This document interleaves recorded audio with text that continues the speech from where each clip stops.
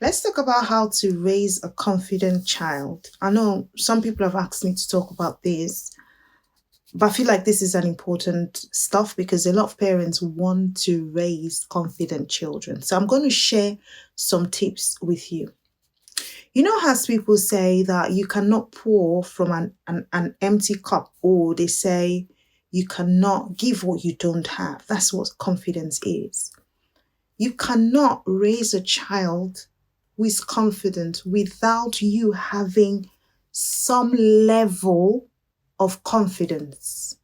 So if you're not confident, we're not saying perfectly confident, but some level of confidence is important to be able to raise a confident child because you're pouring out what you've got onto that child. The first thing is you are the model of confidence. Children are more likely to imitate what you do. Children are more likely to do what you do, not what you say. They're good with copying. They copy about everything. So you are going to be the model to your child on what confidence is. The second would be making sure that you're not too uptight about failing and mistakes. Now, let me tell you, mistakes and failures are building blocks of learning. Many of us parents are actually very protective of our children. We don't want them to experience any form of mistakes or any form of failure. I get it. But we need to understand that humans are bound to fail or make mistakes at some point in life.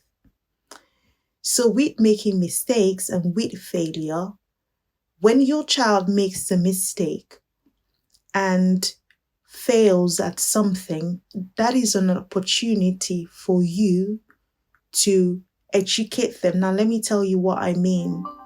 If my child goes for a competition and fails or doesn't take first, I'm not going to tell my child, oh, you were supposed to take the first position or you were cheated out of it. No. I'm not going to tell my child not to cry if they cry or if they are upset that they didn't win or they didn't get that first place. No, I'm not going to do that. What I'll do is I'll let my child express how they feel. It's okay. We all feel bad. We all feel sad when we fail at something. So it's okay for a child to feel something, and they should be allowed to feel.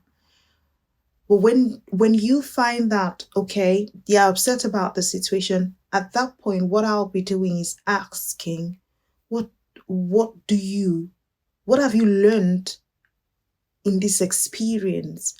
What has this experience taught you? What should you have done better? What are you taking forward? Because the failure and the mistakes they make is their building block. It's a time where you step in to prompt them to think deeply about that failure. And possibly that failure, that mistake is to reposition them or to even help them to work harder or take things a bit seriously. So failures and mistakes are the things that the more they learn from those mistakes, the more they build confidence around the things that they can do. Another thing is setting tiny bits of goals. So most of you have too much expectations. Set little goals at a time. Set realistic goals for your children. So, and let them set goals as well for themselves. So when a child sets a goal and they're able to meet their goals, they're able to even set goals, you celebrate them.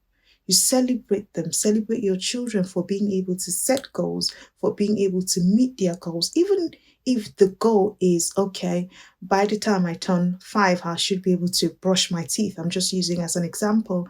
Now, you keep prompting them, this is your goal, this is your goal. So you need to keep practicing so that you become better at this thing. And then by the time you're 5, you hit the goal. And when they start setting tiny bits of goal like that, confidence comes. Confidence is not a one-off thing. Confidence is not one size fits all.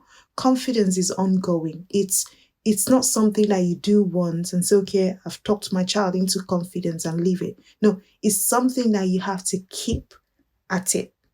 You keep building as they grow. You keep building. You keep building. That's how confidence works.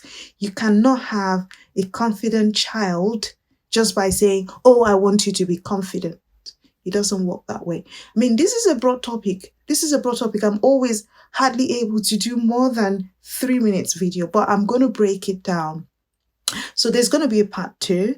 I hope this helped you. If it did, please share.